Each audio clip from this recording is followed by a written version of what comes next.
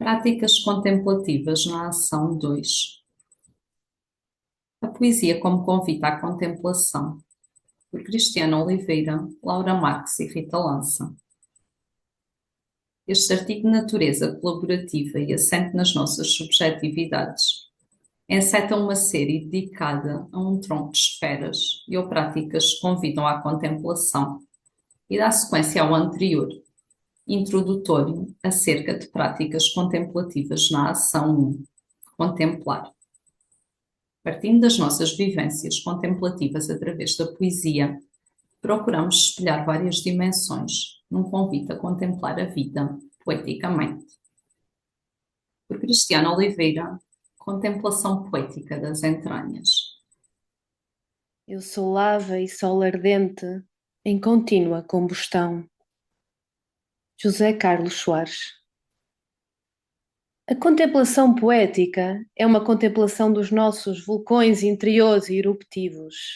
É uma contemplação emocional da nossa condição e natureza humanas, pois somos matéria em contínua combustão. Tocar na lava queima, olhar o sol de frente cega. Contemplar um vulcão fascina e assusta, tal como contemplar as nossas entranhas. O ritmo e silêncio vertiginoso da poesia faz-nos dançar entre os versos e reversos dos nossos abismos. E nós, como bailarinos profissionais de balé, almejamos o equilíbrio perfeito, com pontas rígidas e frágeis, em pequenos e rápidos movimentos, para fugirmos da lava que escorre até às profundezas do nosso ego mais dantesco. Fugimos e corremos ao som de Stravinsky, mas devemos permanecer e caminhar no andamento de Chopin. Al andar se hace el camino, António Machado. A arte de caminhar, de Erling Kagge, isto é, de dar um passo de cada vez, é também um exercício contemplativo das viagens interiores, também das viagens poéticas. Ao jeito de pessoa, sentimos logo viajamos. Desconstruímos fronteiras construídas. Transbordamos do nosso templo para contemplarmos o rio de palavras desconhecidas que desagua de dentro para fora. Por onde quer que a torrente passar, todo o ser vivo que se move viverá. Ezequiel, capítulo 47, versículo 9. A imaterialidade poética é pão para o espírito e vinho para o corpo. Sentar-se à volta da mesa espiritual com poesia é saborear heterónimos infinitos. Declamar um verso em voz alta é expurgar a melancolia. E cantar um soneto camoniano é soltar as fagulhas do amor invisível. Além de contemplativa, a poesia é também sensorial e imersiva e por isso estimula e apura os sentidos, espraiados sobre as palmas das mãos como pólen. De flor em flor, devemos ser abelhas e cheirar as flores. As abelhas e eu, tontas de perfume. Sofia de Melo Brainer Anderson. De folha em folha, devemos ser tartarugas e ler devagar. Contra todas as pressas, a leitura lenta da vida e dos textos permite que se gere em nós um algo novo, um recomeço que se expanda para além das medidas do espaço e do tempo. Miguel Pedro Melo, S.J. A leitura lenta da vida e dos textos é uma leitura intuitiva e atenta ao que os movimentos internos e externos provocam no coração. Determo-nos por instantes ou por largas horas num poema, numa estrofe ou num verso. Seguir a cadência das sílabas e deixar que o vento nos sopre como juncos alentejanos crepusculares. É ir com as aves de Eugênio de Andrade. No fundo, a contemplação poética do humano e do cosmos é uma contemplação sensível, introspectiva, plena e visceral, que nos revela em verdade e liberta a nossa liberdade. Se puderes olhar, vê. Se puderes ver, repara. José Saramago. Por Laura Marques. De que é feita a nossa história, se não de poemas? José Tolentino Mendonça descreve a poesia como o inútil que perfuma a vida. A poesia foi-me escrita na capa do meu diário perfumado, teria eu 6 anos. Meu pai escrevia-me como forma de se despedir e fazer-se presente, sempre que voltava a emigrar.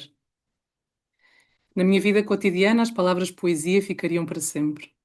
Palavras poucas, que me faziam tocar o familiar, o sagrado, o íntimo. Depois de as contemplar demoradamente, reler e saborear vezes sem conta, e com os olhos ainda brilhantes de água, corria para fora. A eira dos meus avós era o meu palco. Dali contemplava a horta cheia de vida, a floresta densa ao fundo, o milho debulhado aos meus pés.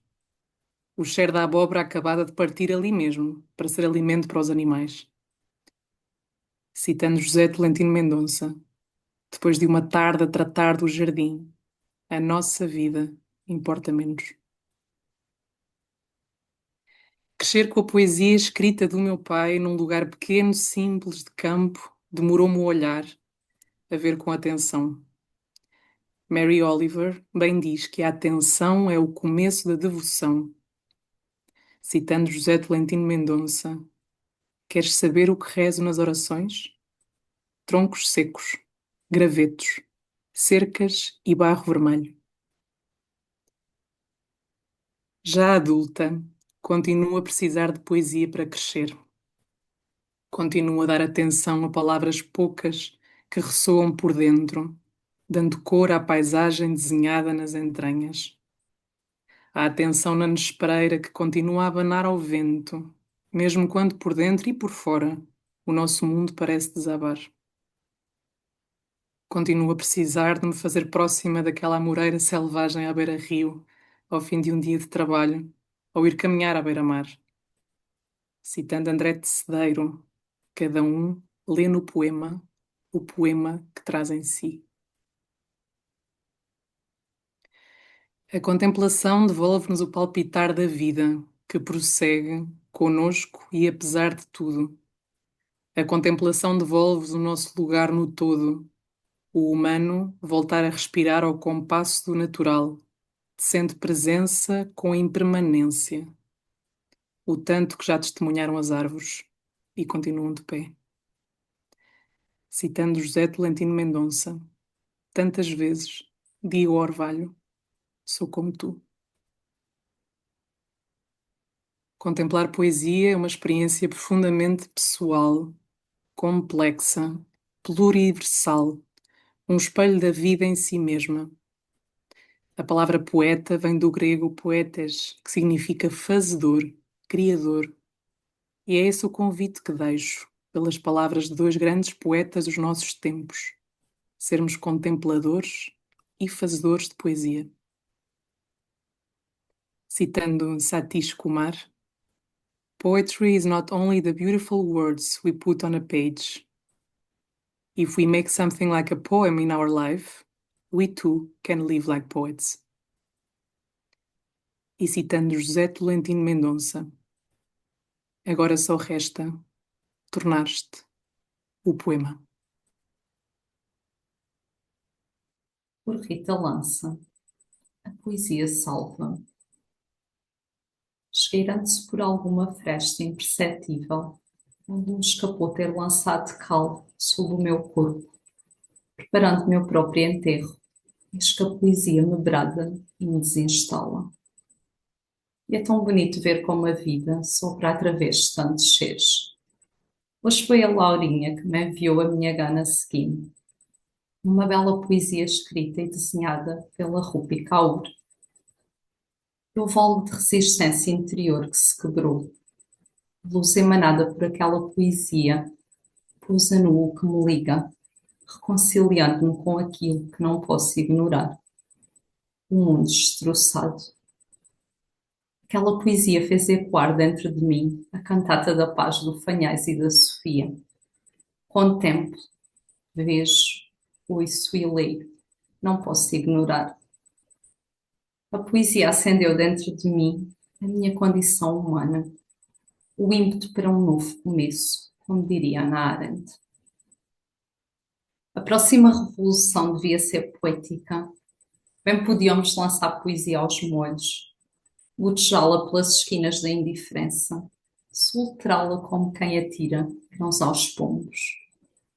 Pintar o nosso rosto com ela e sair à rua, anunciando que a poesia governa doravante o mundo.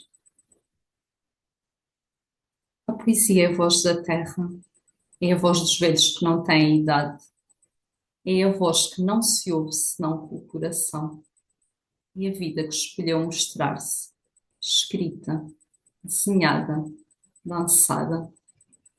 Se contempla, mas não se consegue agarrar.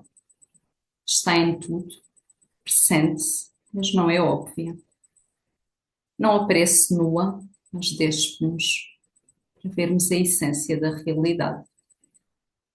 É a subtileza habitada. É um encontro com o meu mundo, trazido pelo olhar contemplativo do outro. Desde o seu mundo me toca a adentrar-me no mundo gerado pela nossa fusão de horizontes. Paul Ricoeur. A poesia entrou na minha vida pela mão de muitos, a quem sou profundamente grata. O nosso primeiro encontro oficial foi tumultuoso. No sétimo ano tive um acesso irado quando contei à minha mãe que num texto português tinha saído a poesia pequenina de uma tal de espanca. Eu é que a espancava, disse-lhe. A minha mãe, poetisa por natureza, sorriu, pois Flor Bela era a sua preferida, e falou-me do que era para ela a poesia. Aquela conversa cativou-me pelo brilho nos olhos da minha mãe, mas eu ainda estava distante. Conquanto a poesia tenha povoado toda a minha vida, por conta da minha mãe. Com os anos fui percebendo que já contemplava a realidade de uma forma muito lúdica desde muito pequenina. Esse olhar e forma de expressão poéticos estavam muito presentes nos ambientes comunitários onde cresci. Tendo uma certa feição bucólica de mirar a planura alentejana, ou mais tarde aprofundei com a bela poesia do meu conterrâneo Bernardino Ribeiro. O canto alentejano, que tanto gosto de entoar, funda uma habilidade de falar dos assuntos da alma espelhados pela natureza. Expressar através das lides da terra as agruras que gretam os corpos e instigam as vontades. Esta sabedoria poética de sabeirar da natureza como mediadora da cotidianidade é uma lente contemplativa. Me ajuda a perspectivar e narrar a minha história.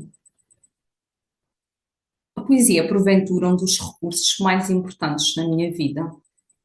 Revela possibilidades de contemplar o realismo do mundano, transcendendo-o. Desvela meandros do mundo e da beleza que ele transpira. Comunica aquilo que na realidade é efêmero e difícil de reter.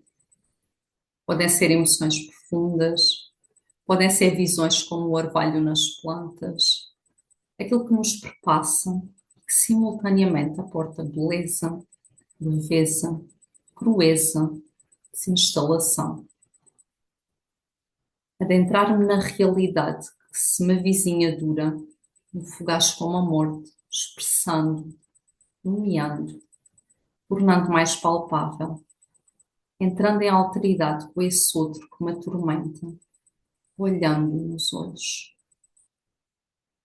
A potencialidade sinestésica de tocar o mistério, de manifestar a subtileza, o erotismo, num mundo em que estamos continuamente a ser injetados por despido, onde o simbólico e a imaginação são banidos das vidas.